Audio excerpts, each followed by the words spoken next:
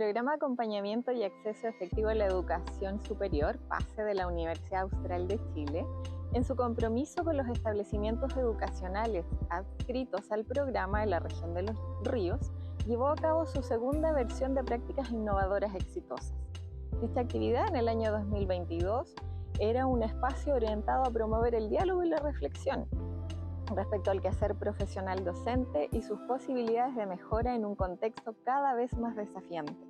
Por consiguiente, en esta segunda versión, el objetivo es poder visibilizar, compartir y difundir 6 iniciativas que se dieron en estos espacios educativos, en los ejes que a continuación vamos a mencionarles: metodología y estrategias de enseñanza, donde participó el Liceo Alberto Blesgana con su podcast Delatando la Historia.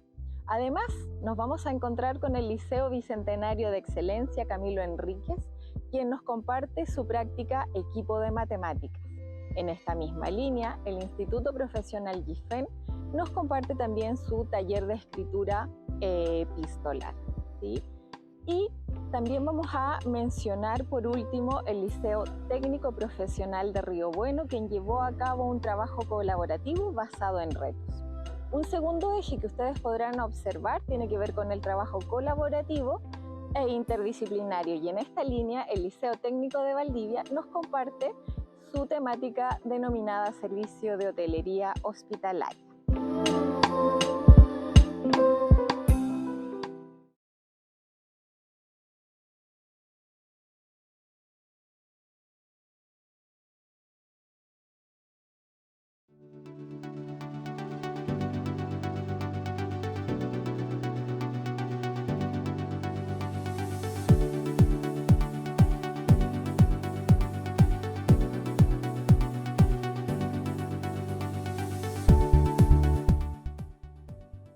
Bueno, mi nombre es Gustavo Fernández, soy profesor de Historia y Ciencias Sociales y bueno, trabajo acá en el establecimiento hace 6 años.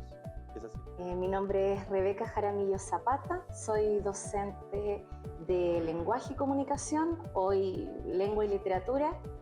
Tengo 13 años de labor docente en este mismo establecimiento, al igual que Gustavo. Desde mi perspectiva, bueno, la valoración es bastante importante, dado que he ido incorporando no tan solo nuevas experiencias, sino que también aprendizajes que me han ayudado a fortalecer mi área, el lenguaje, pero también ha ayudado bastante a fortalecer los aprendizajes de mis estudiantes, además de yo adquirir esa experiencia. También vinculándolo un poco, siendo madre de un adolescente, también ha entregado herramientas sumamente importantes para mí como mamá, que quizás no las hubiese descubierto en otro trabajo.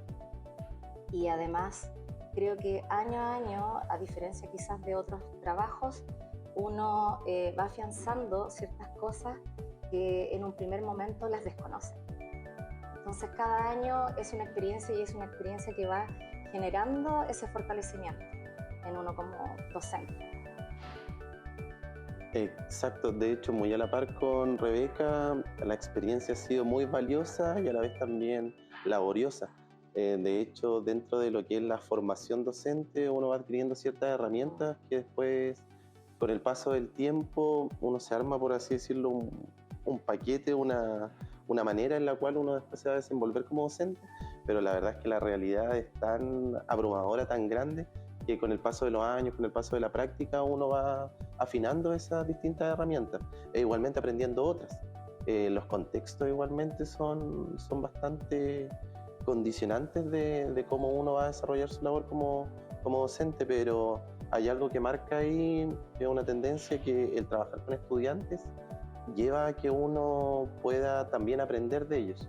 De hecho, con Rebeca ese es como uno de los focos que atacamos harto. Y igualmente es bien enriquecedor como de una u otra forma tanto el desarrollo personal como también el profesional.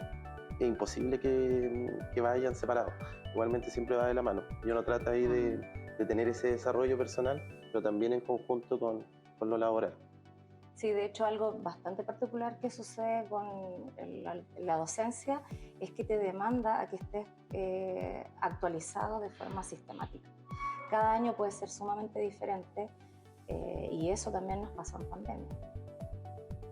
El nombre es Delatando la Historia. De hecho, siempre, bueno, ahí más adelante vamos a contar ciertas características, pero siempre nos dicen por qué Delatando la Historia si no hablan temas tan ligados a lo que es la disciplina de la historia muchas veces. No nos enfocamos tanto en el pasado, pero nace el nombre desde la premisa de que la pregunta por la historia nace en el presente. Y desde el presente nosotros buscamos explicarlo usando la caja de herramientas que es la historia, pero siempre pensando en lo que estamos viviendo hoy en día y igualmente cómo nos proyectamos al futuro. Delatar la historia significa que años posteriores va a haber un registro, ¿cierto?, de lo que estaba sucediendo, que va a ser de manera contextual, qué está pasando, digamos, a nivel educacional, pero también qué le está pasando a nuestros jóvenes en esta generación o en las que vengan, porque de alguna forma sigue siendo un referente histórico, ¿no? Tal como decía Gustavo, van a ir líneas de la historia que no se explicitan, pero que después se infieren. Exactamente, de hecho ahí me recordaba algo que conversamos con los estudiantes en algún momento, de que igualmente uno mediante las herramientas que tiene hoy en día, bueno, igualmente hace muchos siglos, depende de la tecnología, uno puede viajar en el tiempo igualmente, y desde este presente viajar también en el tiempo dejando ese registro que comentaba Rebeca. Sí, básicamente nace en plena pandemia, pero nace primero con Gustavo y otro colega. Ahí Sí. tú podrías comentar. Nace en el contexto de pandemia como muchos otros proyectos educativos porque el contexto exigía crear nuevas herramientas, nuevas metodologías y todo. Y bueno, de esas tantas conversaciones que daban porque teníamos más tiempo a disposición, junto a Arturo Alvear y Sebastián Marimán, que son colegas que trabajan con nosotros, tuvimos la iniciativa de crear un formato podcast en el cual se pudiera trabajar con estudiantes a distancia, porque esto se desarrollaba en un primer momento vía Google Meet.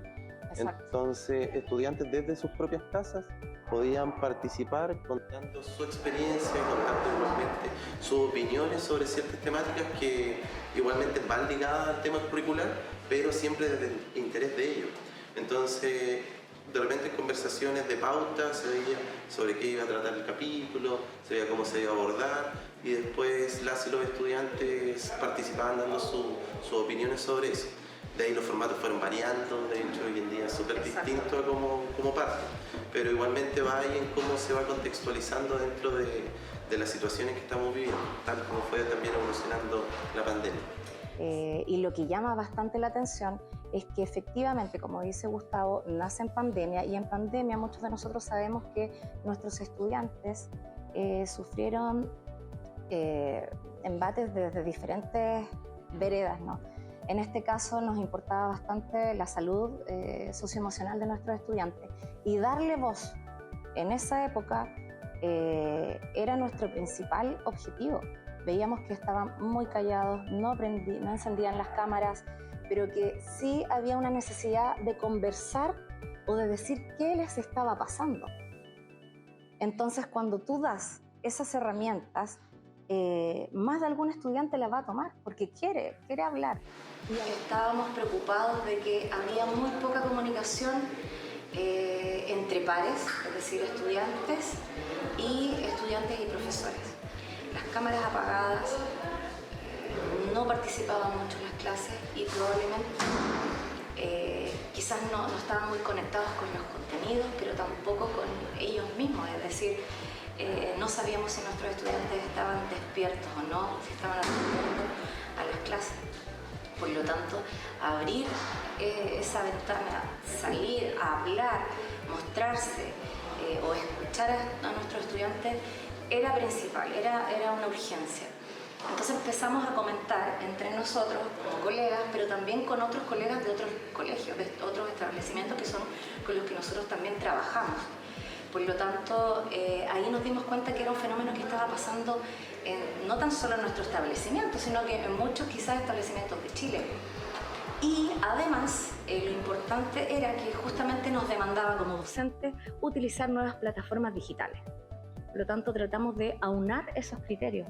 Existía una situación súper desfavorable, como comenta Rebeca, pero nosotros también somos conscientes de que el trabajo que desarrollamos con estudiantes no podíamos englobar a todo el grupo de estudiantes con los cuales trabajábamos, pero sí el hacer productos públicos servía para que esos otros estudiantes vieran en sus pares esta reflexión.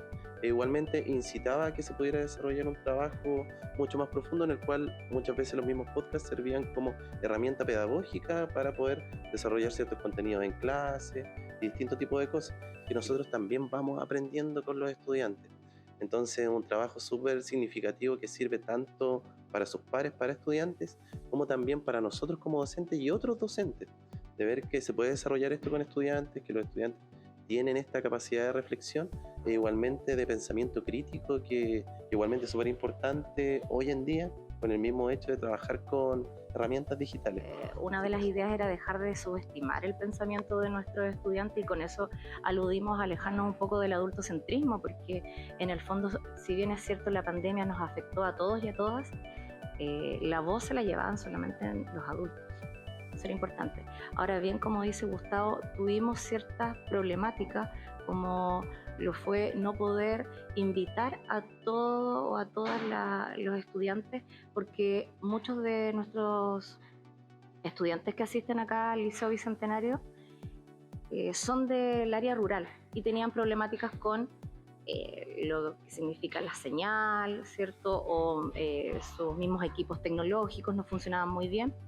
Entonces, volviendo de pandemia, nosotros seguimos con esto y ahí nos dimos cuenta que también podíamos tener la oportunidad de ofrecerle a todo el resto de estudiantes que en su momento no pudieron, ¿cierto?, conectarse a estos dispositivos y podían participar. Por lo tanto, hoy en día, que ya pasó la pandemia, ellos tienen esa opción y eso también ha ido de a poco cambiando las estructuras, las formas, etc. De hecho, igualmente agradecemos que el establecimiento también le dio auge al proyecto y hoy en día, por ejemplo, Rebeca desarrolla el taller de podcast con los segundos medios. Entonces ya hay una llegada donde los estudiantes que quieran tener la oportunidad de participar pueden elegir el taller dentro del plan anual de talleres y además en algún momento, desde su inicio, la verdad, se desarrolló con estudiantes también de otros establecimientos. Y ahí es donde entran nuestros colegas Arturo y Sebastián, que tanto en Valdivia como en Payaco desarrollan proyectos similares y también ahí hacemos los crossovers, como decimos, donde se juntan estudiantes de allá con estudiantes de acá mediante virtualidad. Entonces hemos tenido estudiantes de liceos de Valdivia, estudiantes de Payaco, que conversan con estudiantes de acá y eso igual ha sido atractivo y lo que llevó a que el año 2021 ganemos el premio Elige Innovar de la organización Elige Educar y de esa forma también pudimos comprar mejores implementos, mejores micrófonos y ahí profesionalizar un poco el tema también. Sí, de hecho en su inicio, la primera parte de DLH contábamos con una estudiante de Santiago, por lo tanto también ella da una perspectiva de la gran urbe, ¿cierto?, donde la enseñanza media suele ser un poco diferente a la del sur. Por lo tanto, también eso fue bastante enriquecedor. Sí, bueno, dentro de los objetivos que tenemos con el proyecto, que de hecho igualmente han ido variando con el paso del tiempo, es súper complicado hacer una definición tajante, pero por un lado, Rebeca lo decía, derribar el adultocentrismo, el hecho de poder considerar la opinión de los estudiantes sobre diversas temáticas que son contingentes al presente y lo otro también desarrollar una educación en medios, algo que es súper importante hoy en día de que las y los estudiantes no solo sean consumidores de contenido, sino que también sean productores de contenido, de que circula tanto hoy en día dentro de las plataformas digitales y que igualmente ese contenido tenga una guía docente, tenga un foco educativo que pueda hacer un impacto dentro de los distintos públicos que hoy en día convergen. En un principio hablábamos de hecho de público objetivo como los estudiantes, pero después vimos que un gran nicho son las y los profesores, como que lo ven como una herramienta valiosa para poder desarrollar dentro de las clases y también impactar significativamente dentro de su práctica docente. Nuestro objetivo también, obviamente, darle voz a esta generación y a las que vengan, porque también tienen muchas cosas que decir o que plantear. Para nosotros también es importante abordar las habilidades del siglo XXI. Se supone que tenemos eso es parte de nuestras obligaciones como docentes, y la alfabetización de los medios de la información se vuelve necesaria. Por lo tanto, pensamos en no dejarlo, sino que esto siga permaneciendo en el tiempo, y aunque cambien los formatos, la idea no es que desaparezca, sino que siga, que permanezca, que sea una práctica sistemática.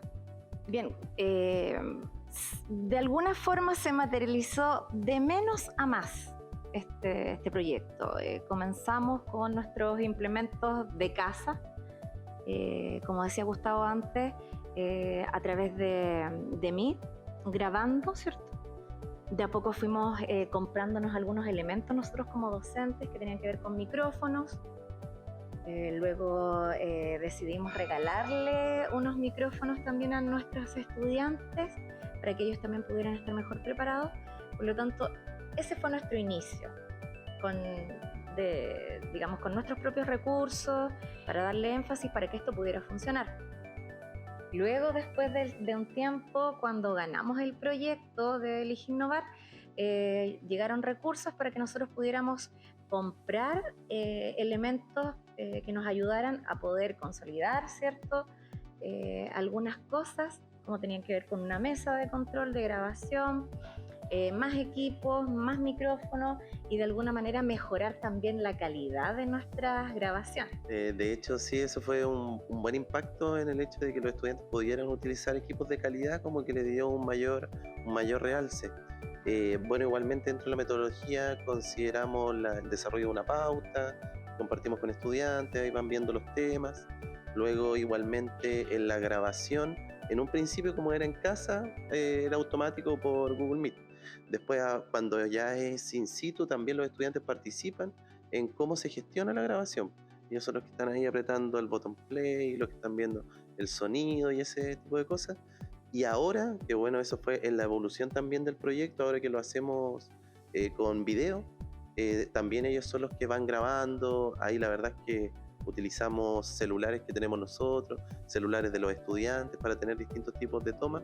La verdad es que los estudiantes participan tanto en la planificación, en el desarrollo, y después también en la difusión cuando ya hay que difundir el material en redes sociales o en las mismas distintas plataformas. También nos dimos cuenta, porque en el fondo uno va haciendo evaluaciones de esto cada cierto tiempo, que era necesario, por lo menos con nuestras primeras estudiantes, que vayamos fortaleciendo áreas de la comunicación. De ahí también yo entraba, ¿cierto?, haciendo ejercicios de vocalización y otras ayudas que tenían que ver con la profundización de los contenidos también, porque si bien es cierto nosotros podíamos sugerir algo, siempre la decisión es de ellos y de ellas en cuanto a las temáticas a tratar.